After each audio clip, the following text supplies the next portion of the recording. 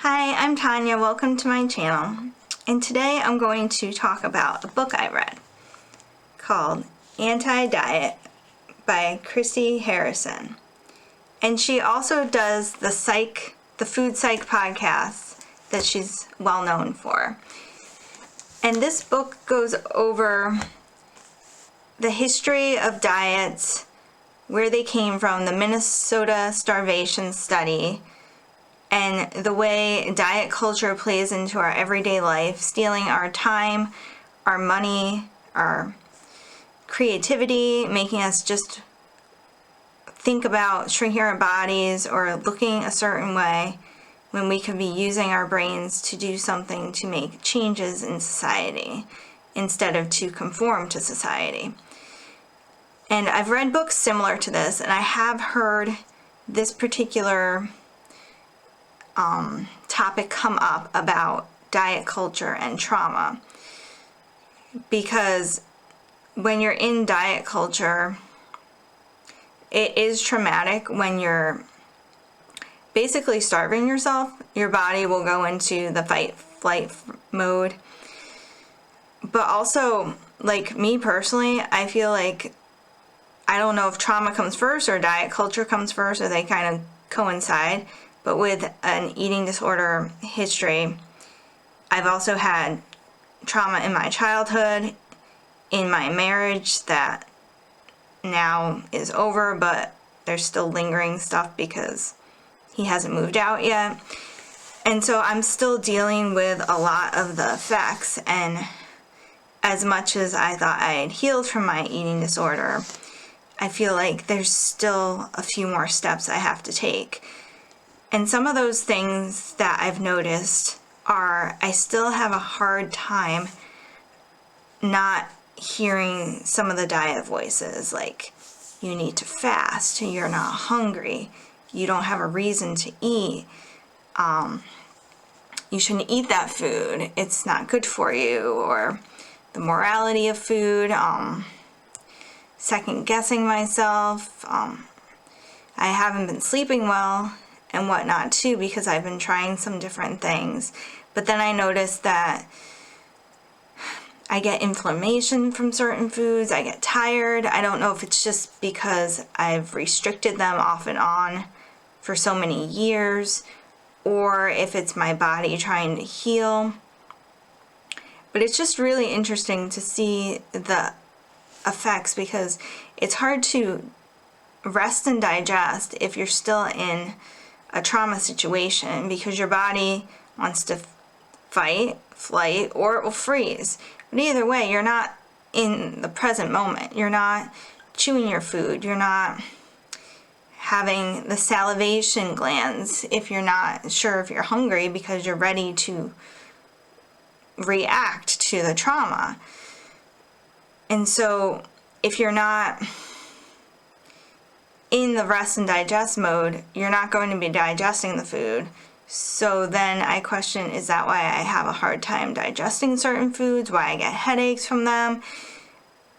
Why I get inflammation? Why I can't sleep? Why I have blood sugar issues? Because I'm not fully recovered from the trauma, not necessarily what I'm eating. And like I said, it could be a duality thing with childhood trauma, the trauma that was in my marriage, and then diet culture trauma. They all kind of go together. But then as soon as I start getting out of my restriction, I feel like I'm binging.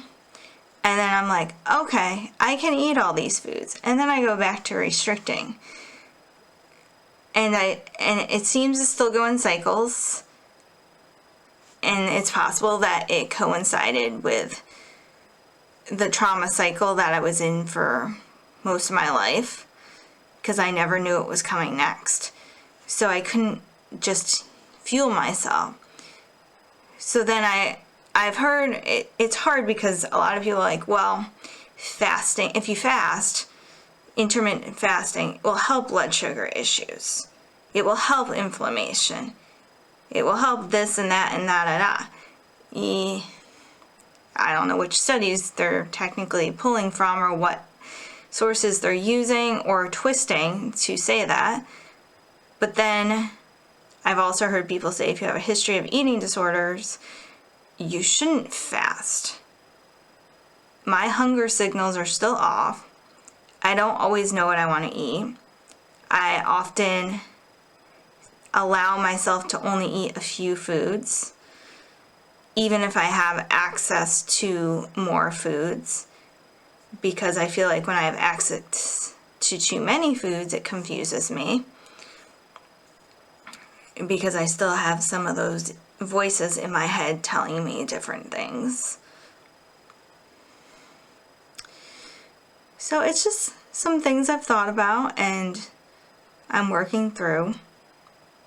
Some different theories on whether or not it's good to fast or not, because then I feel like when I was fasting, I felt like I was binging even more, and then my digestion would be off even worse because I was eating a bunch of food all at one time and trying to digest it instead of eating a little bit throughout the day when I needed it, even if I didn't necessarily feel hungry at the time. And then I would eat a bunch at night, but I was also, during a lot of the worst traumatic years of my marriage, I was binging at night to hide from the berating that I would get at night after my son went to bed about certain topics. So it's a work in progress. I guess I'll just keep figuring it out as I go along, because it would be nice to eat like a normal person or intuitive eater, or eat like a child would and not feel shameful about it and just move on with the rest of my life. So once again, the book was Anti-Diet by Christy Harrison. There's a shadow. And her podcast is Food Psych. Oh, this is really weird. Oh, there's a shadow. So I got it at the library, but they sell it on Amazon and stuff too if you want to buy it. So credits.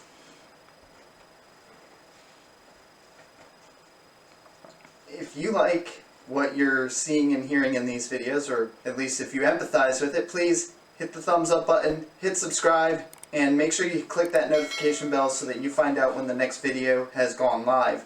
Also, if you've read Anti-Diet or another similar book, please leave your own comment about the book below, or if any of the other things that Tanya said resonate with you, please by all means share them in the comments. Thanks for watching. Bye.